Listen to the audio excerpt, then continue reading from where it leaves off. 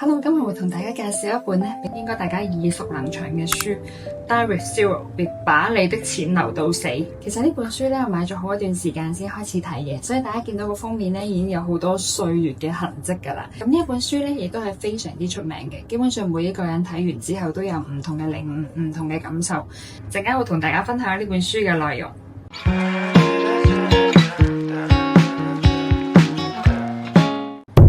呢本書嘅作者係叫 Bill Perkins， 係一個美國嘅對沖基金嘅經理嚟嘅，同時間亦都係一個荷里活嘅製片人。而未接觸過呢本書嘅朋友仔一定要聽落去啦。一本書嘅書名就唔係叫大家使晒啲錢之後五窮六絕啊，而係希望大家好好咁反思下而家過緊嘅生活，同埋大家喺追求財富或者追求金錢嘅同時，好好反思一下自己過緊嘅人生。所以作者對於財富最大化其實佢係持一個批判嘅態度嘅。佢嘅主張係體驗最大化。書入邊有一個好核心嘅觀點嘅，例如你花咗好多時間，其實係不斷努力去賺錢揾錢，但係喺你死之前，其實你係冇好好咁樣享受生命嘅話，其實你係浪費咗好多嘅時間嘅。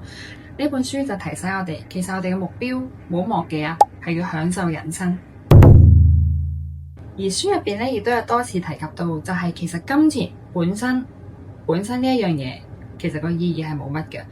當我哋去使用呢一樣嘢去創造生命嘅體驗嘅時候，佢先至可以發揮到佢嘅意義嘅。所以作者就主張，其實我哋追求死之前，使晒我哋自己嗰 part 嘅所有錢，最大化咁樣去體驗我哋嘅人生，而唔係到最後人在天堂就錢在銀行啊。書入邊亦都有講到，人生嘅體驗其實係 based on 3樣嘢嘅。首先第一，金錢、健康、時間。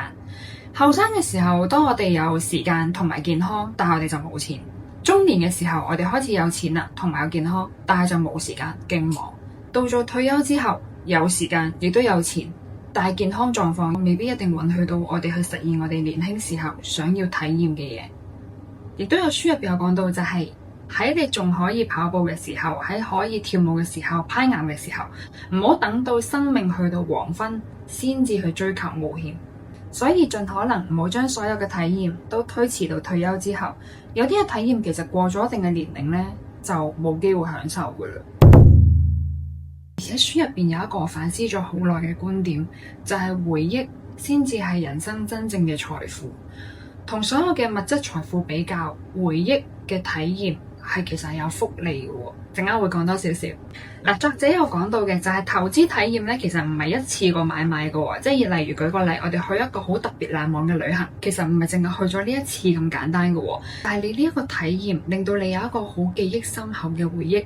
之後你每一次諗翻起呢一個體驗你都可以感受到當中嘅感動同埋幸福嘅。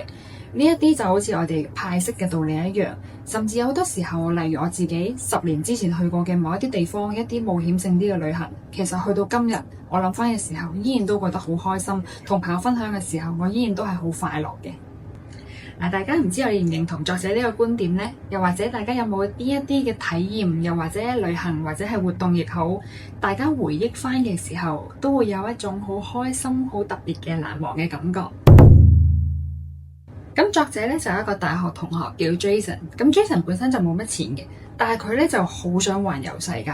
咁佢個做法就係佢借咗大耳窿，係啦。咁嗰陣時佢就借咗大概幾千蚊美金嘅大耳窿。咁作者嗰陣時得知佢借大耳窿嘅時候，其實都覺得好震驚嘅，即係覺得你係咪癲咗啊？咁樣咁黐線㗎。但聽完 Jason 所有嘅經歷之後，作者係非常之羨慕。甚至係作者多年之後，亦都有少少後悔冇參與過嘅一個體驗嚟嘅。咁 Jason 翻到嚟之後啦，雖然佢係要還債，因為佢借咗幾千蚊美金嘅，但佢每一次同朋友講起呢一次旅行嘅，佢都係好開心、好幸福嘅。而呢個朋友亦都講嘅，就係呢一次旅行其實係佢人生一個最寶貴嘅體驗。就算俾佢再揀多一次，佢一樣都會做一模一樣嘅決定。好多人一生努力咁樣儲錢，然之後死後將遺產留俾子女，普遍呢一個都會被我哋認為係一個偉大嘅做法。但作者喺呢方面就有一個唔同嘅見解。佢話現實情況係好多嘅子女收到呢一筆遺產嘅時候，其實可能佢哋已經50、60歲，某程度上已經係財政獨立，又或者係喺年輕時候所遭遇嘅財政危機，其實可能已經解決咗啦。所以亦都唔係佢人生最需要幫助嘅嗰個年齡。書入邊有舉咗一個例子嘅，就係有一個女士叫 Virginia， 咁佢本身咧係一個單親媽咪嚟嘅，咁佢就好辛苦咁養大咗4個仔女。咁 Virginia 嘅父母其實都係有啲錢嘅，咁但係就一直都等到自己百年歸老嘅時候，佢先至將呢一部分嘅遺產去留俾 Virginia。Virginia 去到49歲嘅時候，先至收到父母嘅遺產。但係嗰陣時，其實佢嘅生活已經可以話係穩定咗噶啦，咁亦都唔係咁急需呢一筆嘅錢。咁如果換句話講啦，喺佢人生最大壓力、最辛苦、最需要支援嘅時候，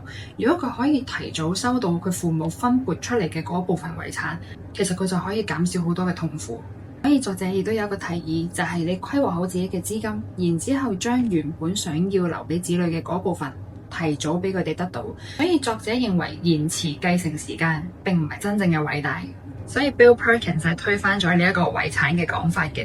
佢亦都主張，如果你真係想幫子女留錢俾子女嘅話，應該係盡早規劃好，喺子女仲係當打嘅年齡或者得到呢一筆錢，其實佢可以發揮嘅空間係更加大嘅。不論係解決佢生活上嘅壓力，又或者佢想創業，佢想做一啲人生嘅決定，亦都會更加好。咁唔知大家係點樣睇呢個觀點呢？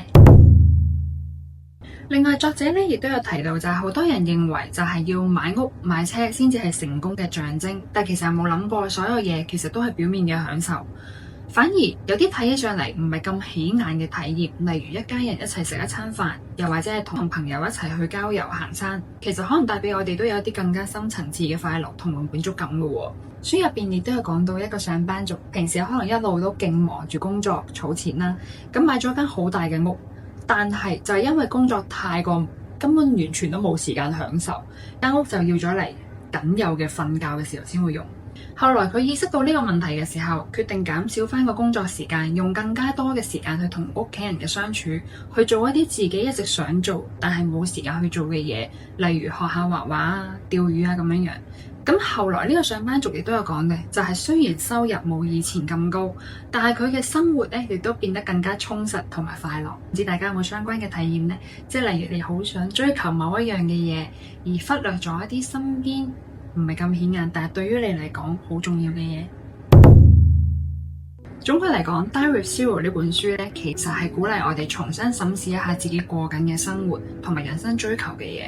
唔好俾金錢同埋過多嘅目標所束縛住，要主動去創造自己嘅精彩人生。而有一個好核心嘅理念就係生命活力。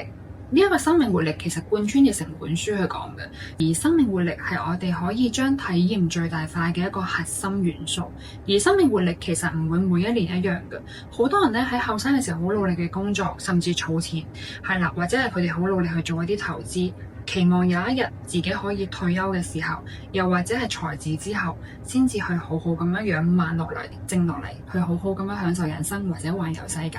但其實留意，生命活力係並唔會每一年一樣嘅，我哋每一年嘅生命活力都唔同。後生嘅時候可以做嘅嘢係真係後生嗰個年齡先可以做，而當我哋可能退休或者係年老之後，其實我哋可以作出嘅體驗其實真係越嚟越少，可能只係可以喺屋企附近散下步啊咁樣，或者係飲餐茶。喺每一個年齡需要做或者你想做嘅嘢，就好似書入邊有提到嘅 time bucket， 就係將你唔同嘅年齡所要做嘅嗰個目標去做好分類，喺翻嗰個年齡入邊盡可能完成自己想要做嘅體驗，咁人生先至可以減少後悔。希望呢條片亦都可以帶俾大家少少嘅啟發。有興趣嘅朋友可以買呢一本書。我哋下次再見。唔記得用咪。